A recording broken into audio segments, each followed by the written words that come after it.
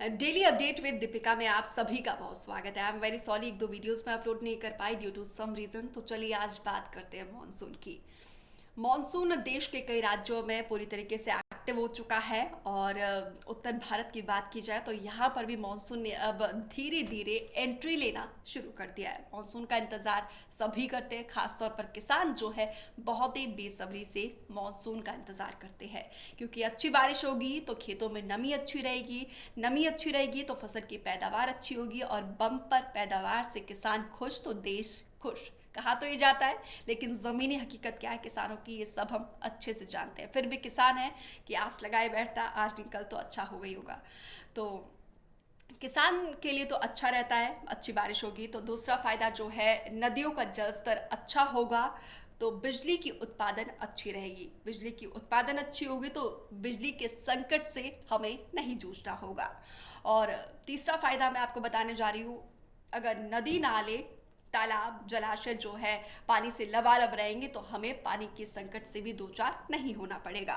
और चौथा फायदा, क्योंकि गर्मी का सीज़न है, गर्मी की तपिश में देश झुलस रहा है, लोग जो है खासतौर पर मैदानी इलाकों में लोग मानसून का इसीलिए इंतज़ार करते हैं मानसून आ जाए और गर्मी से उन्हें निजात मिले।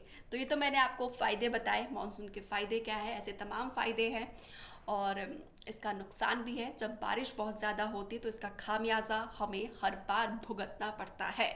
हालांकि मौसम विभाग की तरफ से, साइंस की तरफ से, टेक्नोलॉजी की तरफ से हर बार जो है अलर्ट जारी किया जाता है। इंडियन मेट्रोलॉजी डिपार्टमेंट यानी कि मौसम विभाग की तरफ से हर बार अलर्ट जारी किया जाता है और ये अलर्ट कलर के आधार पर किया जाता है। अलग अलग कलर के आधार पर जो है मौसम विभाग की तरफ से ये चेतावनी जारी की जाती है। और ये कलर क्या है, कब मौसम विभाग कौन से अलर्ट जारी किया करता है, ये मैं आपको बता रही हूँ। सबसे पहले येलो अलर्ट, यानी कि अब आपको अलर्ट रहने की ज़रूरत है, एक्टिव मोड में आ जाइए, क्योंकि अब कहीं ना कहीं आपको सचेत होने की ज़रूरत है। येलो अलर्ट का मतलब यही होता है, ज़्यादा घबराना नहीं, कोई पैनिक नहीं होना है, लेकिन हाँ आपको अलर्ट ज़रूर होना पड़ेगा।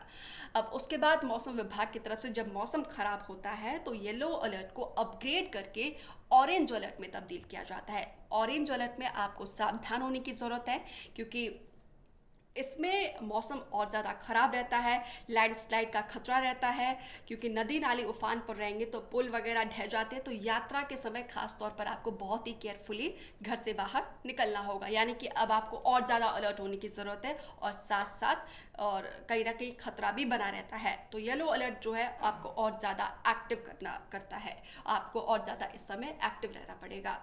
और तीसरा रहता है रेड अलर्ट, यानी कि रेड यानी कि खतरे की घंटी, मतलब आपको और ज़्यादा अलर्ट रहना पड़ेगा। हालांकि जब मौसम विभाग की तरफ से रेड अलर्ट जारी किया जाता है तो उस वक्त जो है उसी एरिया को खाली कर दिया जाता है। खास तौर पर रेड अलर्ट तब जारी किया जाता है जब साइक्लोन वगैरह आता है, तो उस एरिया को जो है रेड अलर्ट जोन घोषित किया जाता है और उस एरिया को ही खाली किया जाता है। हालांकि सरकार भी उस वक्त पूरी तरीके से एक्टिव मोड में आती है, प्रशासन भी, और लोगों को भी अलर्ट किया जाता है। और हालांकि रेड अलर्ट इतना मौसम विभाग जब मानसून के सीज़न में नहीं आता है, ये खास तौर पर साइक्लोन के समय में होता है।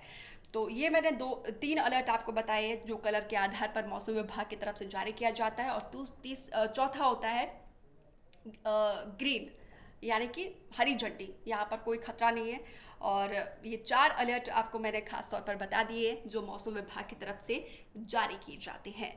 तो मानसून का सीज़न जो है बहुत सारी खुशियाँ भी लेकर आता है, लेकिन हर बार हमें काफ़ी नुकसान और भी झेलना पड़ता है, जान माल का नुकसान भी होता है। तो आपको अलर्ट रहने की ज़रूरत है और ख़ास तौर पर पहाड़ी क्षेत्रों में जो है आपको बिल्कुल अलर्ट रहना होगा। और ख़ास तौर पर किसान बागवानों के लिए भी पहले से ही अलर्ट रहने की ज़रूरत है, क्योंकि नुकसान भी काफ़ी रहता है।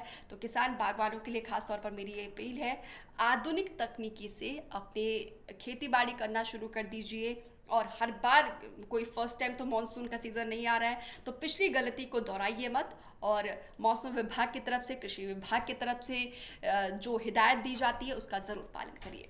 Thank you.